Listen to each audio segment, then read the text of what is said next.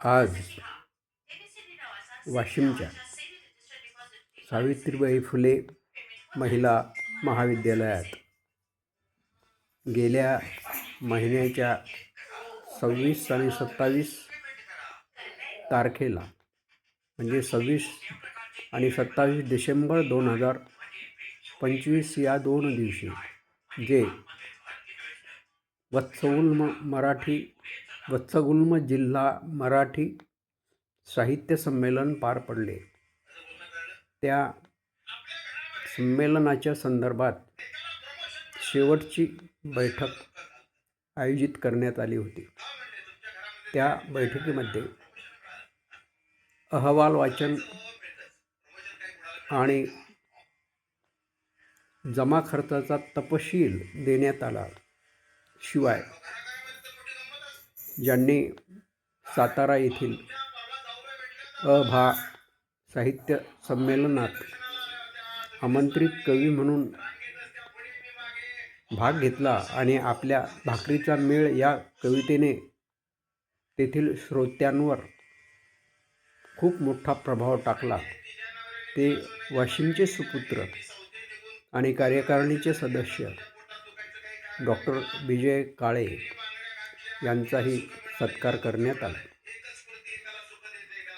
यावेळी प्रतिक्रिया व्यक्त करताना मी असं म्हणालो की डॉक्टर विजय काळे हे असे या वाशिम नगरीतले पहिले भाग्यवान कवी आहेत की जे अखिल भारतीय मराठी साहित्य संमेलनाच्या निमंत्रणावरून तेथे गेले आणि त्याचा आनंद त्यांच्या सुहृदांनी, त्यांच्या मित्रांनी त्यांच्या विषयीचे अभिनंदनाचे फ्लेक्स शहरामध्ये अर्थात मोठमोठे फ्लेक्स लावून साजरा केला. हे भाग्य मला किंवा ज्यांनी याआधी अखिल भारतीय मराठी साहित्य संमेलनामध्ये सहभाग घेतला त्यांना मिळाले नाही. ही एक गोष्ट मी तिथे नमूद केली. आणि याशिवाय दुसरी आणखी एक महत्त्वाची गोष्ट मी सांगितली, ती अशी की अहवालामध्ये श्रोत्यांसह सर्व लहान मोठ्या कार्यकर्त्यांचे मनपूर्वक आभार मानले गेले. आणि मी त्यात एक भर घातली की आणखी एक श्रोता आपण विचारात घेतला नाही.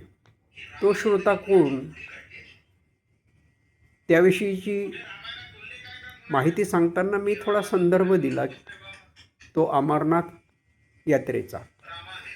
आम्ही उभयता आमच्या वहिनी, आमचे बंधू, ज्येष्ठ बंधू यांच्यासह अमरनाथ यात्रेला गेलो तेव्हा